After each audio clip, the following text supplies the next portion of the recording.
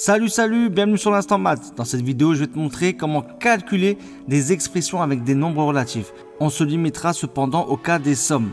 On va commencer par grand A. Grand A est égal à moins 2, plus 6, plus moins 9, plus 18. Le code couleur va t'aider. Alors il nous faut faire des rappels. Dans une somme, tu as le droit de faire deux choses. Tu as le droit de changer l'ordre des termes.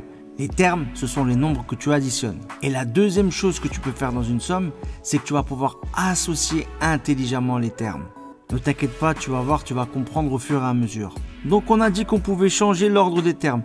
Et on va pouvoir écrire grand A est égal à moins 2, plus moins 9, plus 6, plus 18. En fait, j'ai fait en sorte de regrouper d'un côté les nombres négatifs et de l'autre les nombres positifs. Et là, on va pouvoir associer les termes intelligemment. Parce que c'est très facile d'additionner les nombres négatifs ensemble et les nombres positifs ensemble. En effet, parce que quand tu fais moins 2 plus moins 9, en fait, tu as juste à garder le signe moins et additionner les distances à 0. Tu fais 2 plus 9, ça fait 11. Du coup, moins 2 plus moins 9, ça fait moins 11. Et ensuite, 6 plus 18, ça tu sais faire, ça fait 24. Il nous reste maintenant à faire qu'un dernier calcul. Moins 11 plus 24, c'est comme si tu faisais 24 moins 11. 24 moins 11, ça fait 13. Allez, on va voir si tu as compris la méthode. On va s'exercer maintenant sur une deuxième expression. Grand B est égal à moins 10,5 plus 19 plus 28,5 plus moins 41. Bon, comme avant, ce qu'on va faire, c'est qu'on va changer l'ordre des termes. On va déplacer le moins 41. Du coup, on va se retrouver avec grand B est égal à moins 10,5 plus moins 41 plus 19 plus 28,5. Et comme avant, on va s'occuper d'abord de moins 10,5 plus moins 41. Encore une fois, là, c'est comme si tu avais deux pertes. Tu as perdu 10,5 puis 41. Du coup, tu fais la somme des pertes. Tu additionnes 10,5 et 41, ça fait 51,5 et tu n'oublies pas de mettre le signe négatif avant. Ça fait donc moins 51,5. Ensuite, on s'occupe de 19 plus 28,5.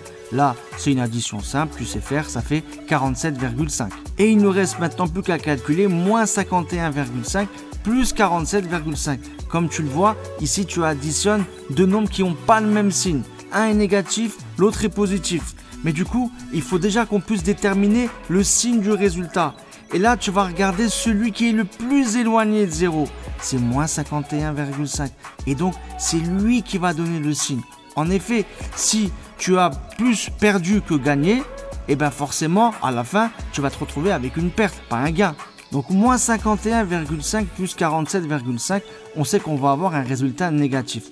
Oui, mais ce résultat, c'est quoi la distance à 0 de ce résultat ?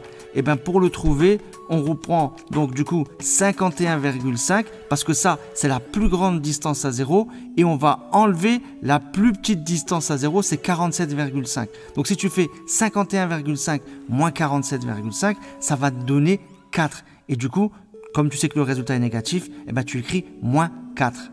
Et il nous faut donner du sens à tout cela. Moins 51,5, c'est une dépense. Tu as dépensé 51,5 €.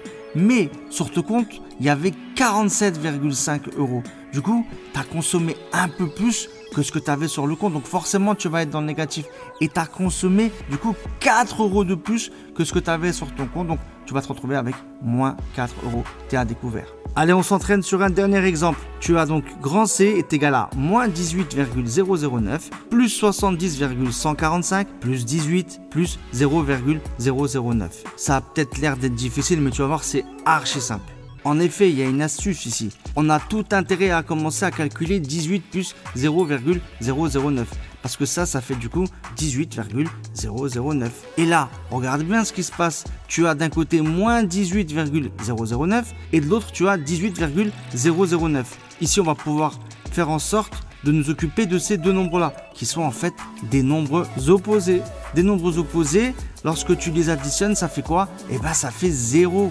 Et du coup, grand C, il nous reste quoi ? Il nous reste 70,145. Et voilà, c'est fini. Bon, on a plus ou moins fait le tour avec la somme de plusieurs nombres relatifs. Il y a deux règles à retenir. On peut changer l'ordre des termes et on peut associer astucieusement les termes entre eux. Voilà, cette vidéo est terminée. Si tu l'as appréciée, n'oublie pas de liker. Et pour me soutenir, abonne-toi. Allez, salut, ciao!